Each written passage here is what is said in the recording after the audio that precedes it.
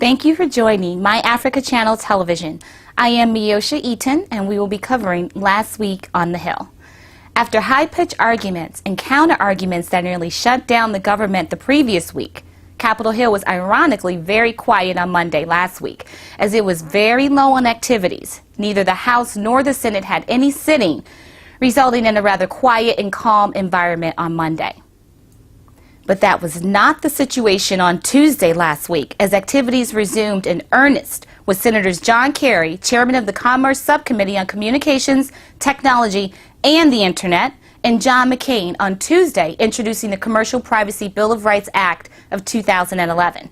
The bill establishes a framework to protect the personal information of Americans. Addressing congressional reporters, Senator Kerry said that since all transactions done online can be tracked, shared, and even distorted, the bill would empower individuals to take control of their data. According to Kerry, because the digital world remains largely unregulated, people or organizations can therefore collect one's data, share it, sell it without any permission. We have more on this story from our Mactv studios. Every single day, each of us produce a staggering amount of personal information on the internet. Every time that we look at an email, every time you book a trip, do any kind of commercial purchase or activity on the internet, online and off, every time you do that, that journey can be tracked, it can be stored, and it can be shared on an almost unimaginable scale. And that's why today Senator McCain and I are introducing a Commercial Privacy Bill of Rights to put Americans back in control of how their personal information is collected and used. Few devices know more personal details about people than the smartphones in their pockets, phone numbers, current location, often the owner's name, even a unique ID number that can never be changed or turned off. These phones don't keep secrets. They're sharing this personal data widely and regularly.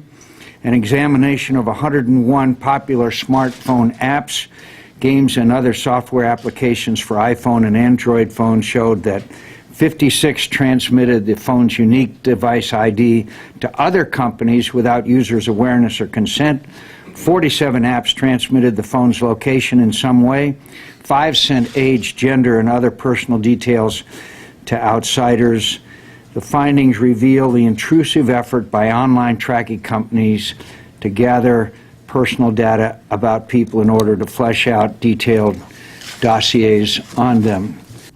President Barack Obama's speech on last Wednesday, laying out his budgetary goals, reignited spontaneous reactions from congressional Republicans on Wednesday, thus bringing back the usual Bosphorus situation that has characterized the Hill in recent times.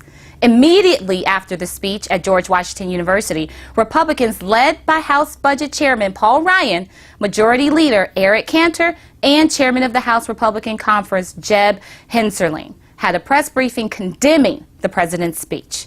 Their reaction ranged from that of disappointment to accusing the president of politicking. Mactv was at the briefing and captured some of these tense moments. This was not a speech designed for America to win the future. This was a speech designed for the president to attempt to win re-election. I'm very disappointed in the president. I was excited when we got invited to attend his speech today. I thought the president's invitation to Mr. Camp, Mr. Hensarling, and myself was an olive branch. Instead, what we got was a speech that was excessively partisan, dramatically inaccurate, and hopelessly inadequate to addressing our country's pressing fiscal challenges. The president's proposal is not a comprehensive fix. It doesn't address the entitlement programs. And the only concrete thing he came out with today was to raise taxes. Again, this is the tired old way of waging class warfare, pitting one piece of society against the other. Speaker Boehner followed up with condemnation of the president's speech on Thursday that week, arguing that the president did not address causes of deficit and also frowned on the planned formation of another commission by the president when, according to him, the first commission was not put to use. We have more on the speaker's position from our studio. I think the president heard us loud and clear. If we're going to resolve our differences and do something meaningful, raising taxes will not be part of that.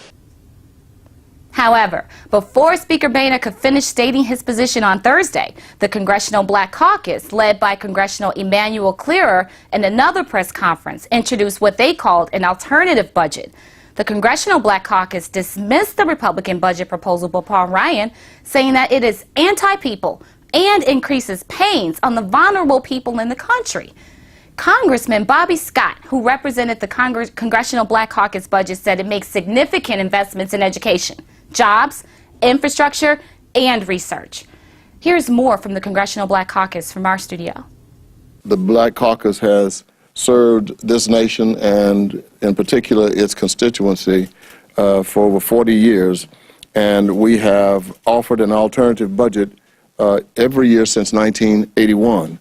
Unlike the Republican budget, the CBC budget brings our deficit to 1.4% of GDP by 2015, reaching so-called primary balance, which is the goal of the President's Fiscal Commission earlier than the Commission itself. Our budget stabilizes the deficit within this decade and better provides us an opportunity to deal with the long-term problems, primarily health care. That was not all for Thursday, as Democratic leader in the Senate, Senator Harry Reid, also reacted to the Republican budget proposals. While expressing satisfaction with the position of the president on the budget and deficit, he derided the Republican budget proposal, saying it is unfair to millions of Americans. I'm very satisfied with the direction the president is taking. He has been, he's cast a wide net, making sure that there's going to be some shared sacrifice, which is so very, very important to work our way through this budget problem that we have. While talks on spending and deficit took center stage on Thursday, the Foreign Relations Subcommittee on African Affairs had a hearing to review the president's $7.8 billion budget request for Africa, including bilateral and regional priorities for foreign assistance. Senator Chris Coons, subcommittee chair, said that the hearing will help inform the committee of the administration's program and resource priorities in sub-Saharan Africa. Mactv was at the committee hearing and now can provide you with those reports. We are making progress in terms of the development of democratic institutions in the continent. You are making investments, continue to make investments in democracy and governance. I see that Mr. Fine would like to add, as well as Ambassador Goosby, if I could just suggest in continuing answer to this question. We are looking at Botswana, Namibia, South Africa, Angola, possibly Nigeria, in the 5 to 10 year time frame, who will move very strongly into being able to sustain and support these efforts. A great deal of the progress that has been made today in the completion of the comprehensive peace agreement between North and South Sudan is a result of active and sustained U.S. diplomacy. And if, in fact, we are successful in seeing Southern Sudan independent in July of this year, we will have brought to an end a conflict that has lasted on and off for the better part of 40 years. You have been watching My Africa Channel Television News. The entire My Africa Channel team thanks you. I am Miosha Eaton, and please follow us on Twitter at Mac_TV, as well as our website, www.myafricachannel.tv.